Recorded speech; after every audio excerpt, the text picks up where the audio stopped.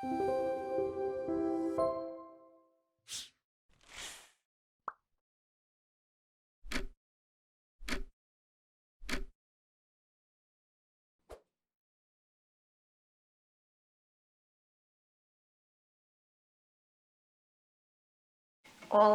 Dando continuidade à nossa aula sobre remédios constitucionais, nos blocos anteriores, nós trabalhamos com habeas data e habeas corpus, tratando um pouco de alguns casos jurisprudenciais que podem nos dar algumas revelações sobre a aplicabilidade desses remédios constitucionais dentro do ordenamento jurídico brasileiro. Para hoje, a gente vai falar um pouco sobre o mandado de injunção. O mandado de injunção, ele teve algumas modificações na sua operacionalidade, principalmente com a vigência da Lei 13.300, que é uma lei de 2016. Então, muito do que antes ficava em uma certa zona nebulosa sobre a aplicação do mandado de injunção, ela foi pacificada a partir da confecção dessa legislação,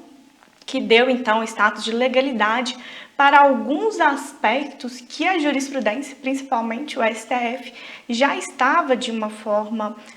diante dos casos concretos, dando o seu entendimento de como deveria, então, ser a aplicabilidade desse remédio constitucional. Então, o mandado de junção, ele está previsto no artigo 5º do texto constitucional e que sempre será concedido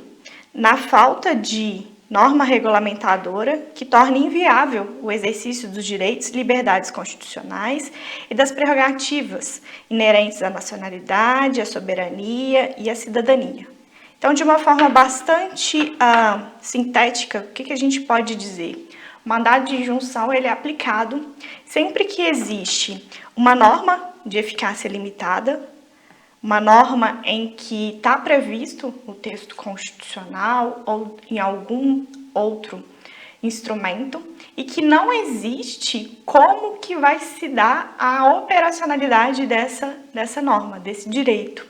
E para isso, então, a gente tem a ausência de uma norma regulamentadora. A gente tem uma norma de eficácia limitada que depende de uma norma regulamentadora que discipline, que informe como é que esse direito vai ser operacionalizado, como é que esse direito ocorrerá na via prática.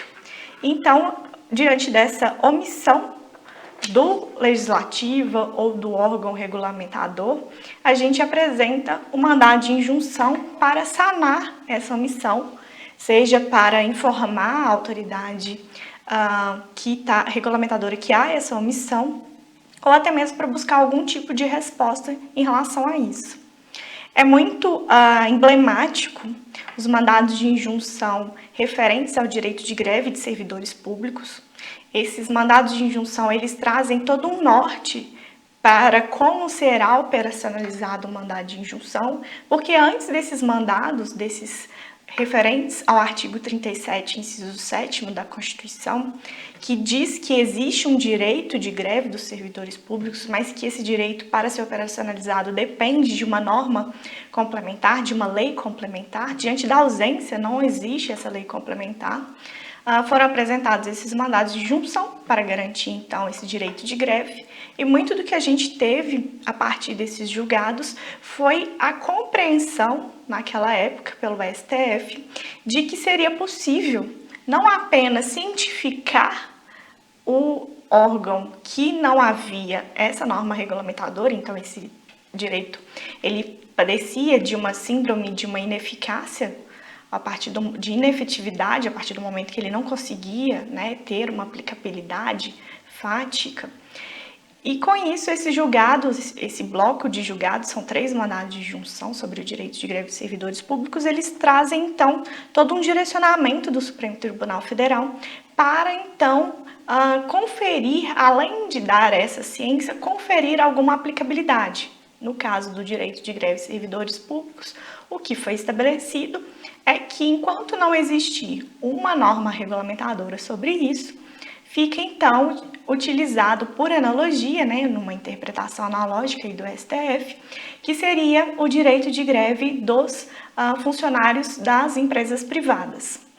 Com a Lei 13.330, a gente já vai ter não mais a necessidade de uma ingerência do STF para normatizar como seria a aplicabilidade do mandado de injunção. Porque a partir dessa lei a gente então tem estabelecido dentro de uma norma regulamentadora o que é e como que o mandado de injunção pode então conferir efetividade a alguns direitos que estão aí de uma certa forma em suspenso, porque não existe uma norma regulamentadora que dê eficácia a eles. Então vamos destacar aqui o artigo 8º da Lei 13.300 de 2016, justamente porque vai permitir que, além do reconhecimento, né, do estado de mora legislativa, também seja possível, na decisão que defere a injunção, a determinação de prazo razoável para que o impetrado promova a edição da norma regulamentadora, o estabelecimento das condições em que se dará o exercício dos direitos, das liberdades ou das prerrogativas reclamadas, ou, se for o caso, as condições em que poderá o interessado promover ação própria visando a exercê-los, caso não seja suprida a mora legislativa no prazo determinado. E ainda no parágrafo único a gente tem que será dispensado, então, a determinação a que se refere o inciso 1, que diz respeito a cientificar sobre essa mora e dar um prazo para que seja feita essa norma legislativa, quando comprovado que ele deixou de atender, em razão de mandado de injunção anterior, ao prazo estabelecido para a edição da norma. Esse artigo 8º ele é muito importante, porque ele vai conferir, então, ele vai conferir legalidade àquilo que a jurisprudência, principalmente o STF, já estava fazendo, que era indicar o que poderia ser feito diante dessa ausência de norma regulamentadora. Então, além de conferir um prazo para que a norma seja editada, também em que condições poderia, né, aquele atingido pela essa ausência operacionalizar, correr atrás, né, de alguns instrumentos para que o seu direito, então, seja garantido. Além disso, a gente tem nessa lei o artigo 9º, que também é muito importante, porque ele vai estabelecer que essa decisão ela tem eficácia subjetiva, limitadas às partes, né, e produzirá efeitos até o advento da norma regulamentadora. E aí, o que a gente tem? Dentro do mandado de injunção, a gente está falando, então, sobre um direito subjetivo. A gente apresenta a ausência de uma norma regulamentadora e como que ela está impactando um direito subjetivo. Então, a decisão, ela tem eficácia subjetiva para aquele que impetrou o mandado de injunção até que a norma regulamentadora venha, mas também poderá ser concedida eficácia ultra partes ou erga omnes à decisão quando se for constatado que é inerente ou indispensável ao exercício do direito, da liberdade ou da prerrogativa objeto da impetração. Esse dispositivo, principalmente esse parágrafo 1º do artigo 9º, ele é muito importante justamente por isso. Não só aquele que impetrou o mandado de injunção diante de um direito subjetivo tem efeitos daquela decisão, mas que também seria possível estender esses efeitos, tanto ultra partes como erga omnes, para que outras pessoas em situações semelhantes sejam beneficiárias do que foi decidido em sede daquele mandado de injunção. Então, transitada em julgada a decisão, seus efeitos poderão ser estendidos aos casos análogos, por decisão monocrática do relator, e o indeferimento do pedido por insuficiência de prova não impede a renovação da impetração fundada em outros elementos probatórios. Com base nisso, nessas informações, nessas consolidações que a Lei 13.300 nos dá, a gente então vai, a partir de alguns casos emblemáticos sobre mandado de injunção, que vai nos trazer alguns direcionamentos sobre como está a operacionalização desse instrumento, desse remédio constitucional, principalmente após o advento da Lei 13.300. O primeiro exemplo que eu trouxe hoje para a gente estudar é o mandado de injunção que vai estabelecer a possibilidade de criminalização da homofobia. Então, o que a gente tem? No dia 13 de junho de 2019, O plenário do STF, por 8 votos a 3, decidiu pela aplicabilidade da Lei 7.716 de 89, que é uma lei que vai criminalizar as práticas de preconceito racial, também para a homofobia. Decidiu que, diante da ausência de uma norma regulamentadora que estabeleça crimes referentes à homofobia, que é possível a aplicabilidade, então, da Lei 7.716 de 89 para esses casos. É uma interpretação analógica que o STF faz, muito semelhante ao que foi desenvolvido em relação ao direito de greve dos servidores públicos, em que se utilizou a lei de greve para os funcionários privados, e nesse caso, então, vai passar a ser possível, enquanto não existir uma norma regulamentadora que criminalize a homofobia, a possibilidade de aplicabilidade, então, da lei que criminaliza as práticas de preconceito racial. Então, essa lei, no seu artigo 1º, ela fala o seguinte: serão punidos, na forma desta lei, os crimes resultantes de discriminação ou preconceito de raça, cor, etnia, religião ou procedência nacional. Então, não existe dentro dessa lei a criminalização das práticas de homofobia, que são práticas de preconceito em decorrência do sexo e gênero de uma pessoa. Diante disso, então, o STF, por 8 votos a 3, decide por essa aplicabilidade. E aí a gente vai ter, então, que essa decisão ela ocorre dentro do âmbito do mandado de injunção 4733, impetrado pela Associação Brasileira de Gays, Lésbicas, Bissexuais, Travestis, Transgêneros e Intersexos, a ABGLT, e também teremos que essa mesma prerrogativa, esse mesmo objetivo de dizer que não existe norma regulamentadora para a criminalização da homofobia, também é tema da ADO 26, ajuizada então pelo Partido Popular Socialista. E aí eu já estou antecipando, porque no final a gente também vai ver o que foi definido em sede dessa ação por omissão. A norma, então, ela estava pendente de regulamentação e que seria, então, o artigo 5º, que vai dizer que a lei punirá qualquer discriminação atentatória aos direitos e liberdades fundamentais. Então, se a lei punirá qualquer forma de discriminação atentatória aos direitos e liberdades fundamentais, neste caso também deveria haver alguma forma de punibilidade para as práticas de homofobia e transfobia. Então, esse é o objetivo desse mandado de injunção.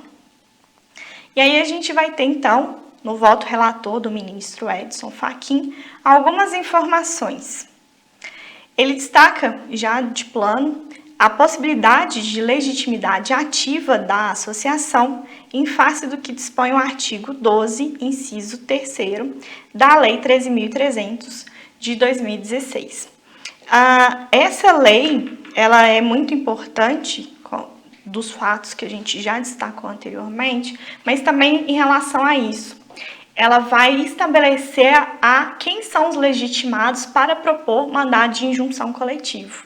Antes da lei de 2016, a gente já tinha a aplicabilidade dessa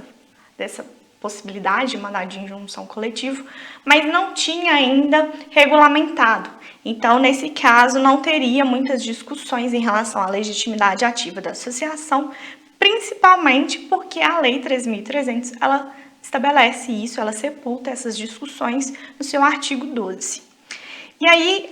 quais então, que tem de informações do ministro relator para embasar a possibilidade de utilização da lei que criminaliza o racismo para a criminalização da homofobia? Ele destaca que existe um quadro de violações reconhecido, de forma que, enquanto se aguarda a apreciação pelo Congresso Nacional para que seja criada, então, uma legislação, não há por que não se acolher esse mandado de injunção, pois o direito constante no artigo 5º efetivamente contém um mandado de criminalização contra a discriminação homofóbica e transfóbica, ordem que, ante a mora do Congresso Nacional em legislar sobre isso, comporta até que seja suprida isso pelo STF, por meio de interpretação conforme da legislação de combate à discriminação. Então, haveria a possibilidade de inclusão dessa norma da discriminação por questão da raça para a questão da homofobia e da transfobia. Então, conclui o seu voto o ministro relator, julgando procedente o mandado de injunção para reconhecer a mora inconstitucional do Congresso Nacional, que até o presente momento não disciplinou sobre a possibilidade de instituição desse tipo penal. Também aplicar, até que o Congresso Nacional venha legislar a respeito à Lei 7.716, a fim de estender a tipificação prevista para os crimes resultantes de discriminação ou preconceito de raça, cor, etnia, religião ou procedência nacional, à discriminação por orientação sexual ou identidade de gênero. Além disso, a gente vai ter, dentro do voto divergente, que vai estar constante na ADO 26. Tanto o mandado de injunção quanto a ADO 26 foram julgados ao mesmo tempo porque tratavam de uma mesma temática.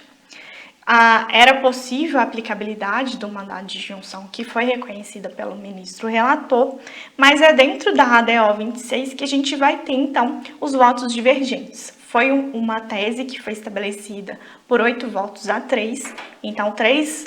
ministros foram divergentes em relação a essa aplicabilidade. E é interessante a gente saber quais são os pontos de divergência, principalmente porque mais à frente nós vamos ver que existe um projeto de lei, inclusive para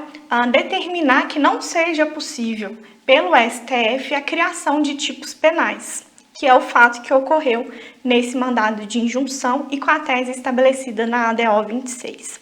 Então, abriu a divergência sobre o tema o ministro Ricardo Lewandowski, que foi acompanhado pelo ministro Marco Aurélio e pelo ministro Dias Toffoli, e que ele disse: realmente não há espaço para a dúvida quanto à importância do reconhecimento para a autoestima, para a autoconfiança, para a autorrealização e para a felicidade. Aliás, ele já fala que já teve a oportunidade de falar sobre esse fato, principalmente da importância que a criminalização da homofobia tem para uma comunidade, para um grupo que é minoritário, que há muito sofre por preconceito. E, entretanto, ele já estabelece que são grupos minoritários e não raro vítimas de preconceito e violência. Nesse sentido, a criminalização de condutas discriminatórias não só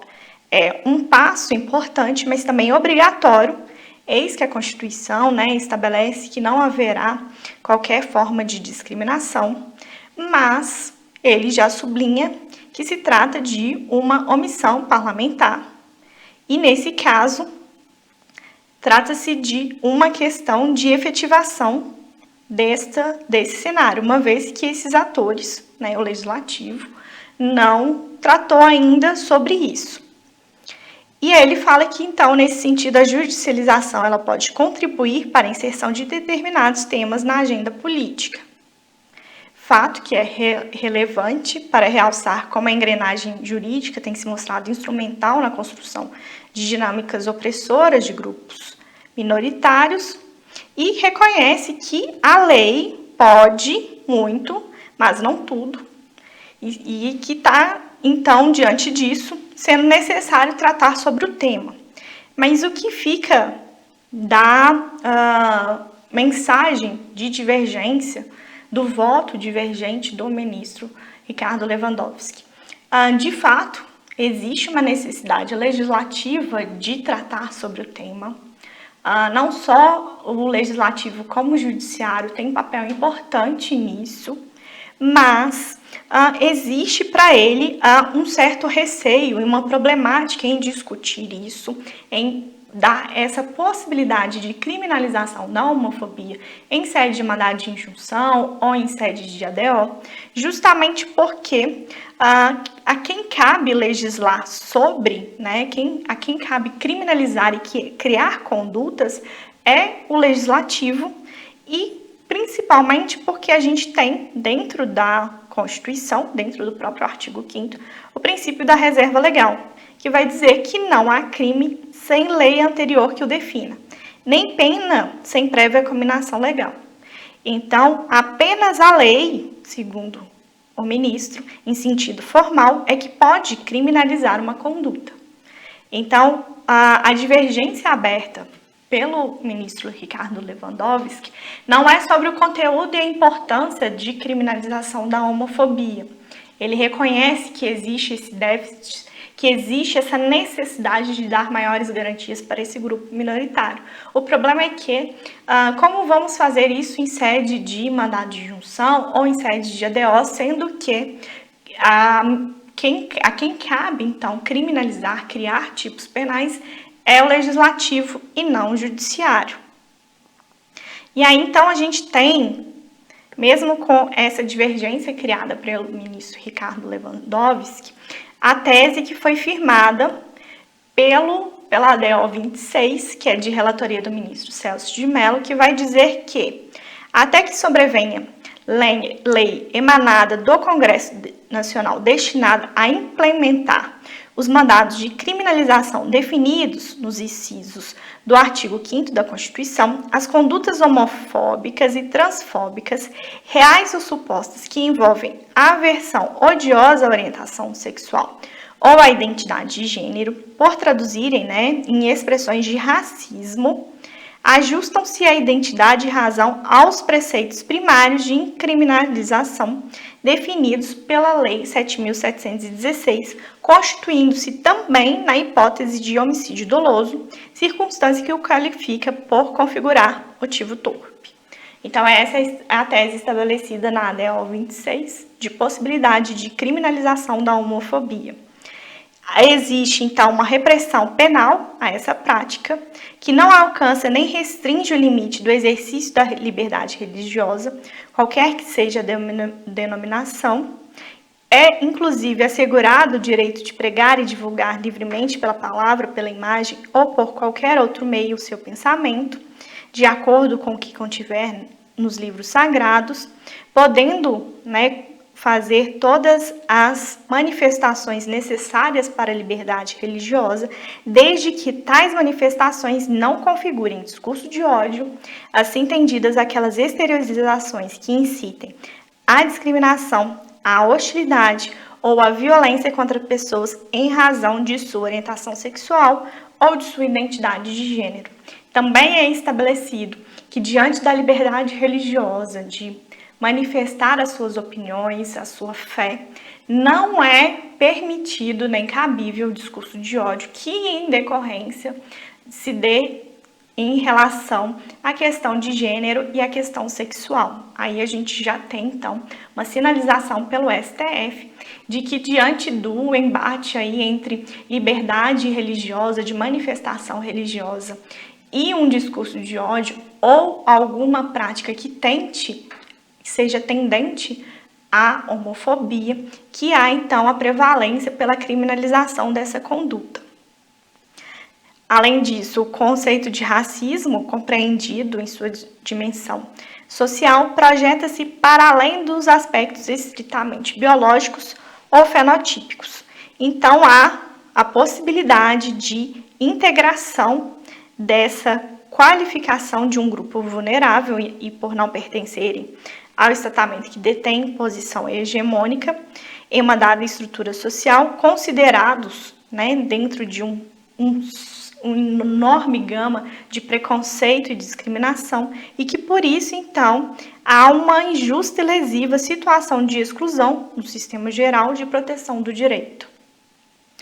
E aí, diante dessas teses estabelecidas pela ADO 26, diante desse entendimento do STF, a gente tem a possibilidade de criminalização da homofobia, mesmo sem a existência de uma lei que estabeleça isso. Há essa entendimento ocorre em decorrência de uma ausência legislativa em que se aplica, por analogia, a lei de discriminação racial, que criminaliza a discriminação racial. Um projeto de lei 4.075 de 2019, ele então, diante não só deste julgado, mas de outros em que há a inclinação pelo STF em criminalizar condutas que não são criminalizadas diante de um tipo penal, diante de uma lei que estabeleça isso, tem por objetivo vedar a tipificação de condutas ou a criação de tipo penal por decisão na ação direta de inconstitucionalidade, na ação declaratória de constitucionalidade e na ação direta de inconstitucionalidade por omissão. Então, é um projeto de lei que ainda está pendente de julgamento e que tem por objetivo justamente impedir que o STF, em uma situação futura, tenha a mesma inclinação e o mesmo entendimento que teve no julgamento do mandado de injunção e da ADO 26 em favor da criminalização da homofobia a partir de um critério analógico, utilizando então uma lei, a lei de racismo, para preencher essa lacuna. É um importante julgado inclusive esse projeto de lei também, porque já demonstra uma necessidade de limitação de poderes do judiciário, uma vez que para a criação de tipos penais é necessário uma previsão legislativa e é um poder que compete ao Congresso Nacional e não ao STF. Então há já uma reação do Congresso Nacional em relação a isso, para evitar que novos tipos penais, novas condutas ilícitas sejam criadas pelo STF a partir do instrumento, seja do mandado de injunção, seja da ação direta de inconstitucionalidade por omissão.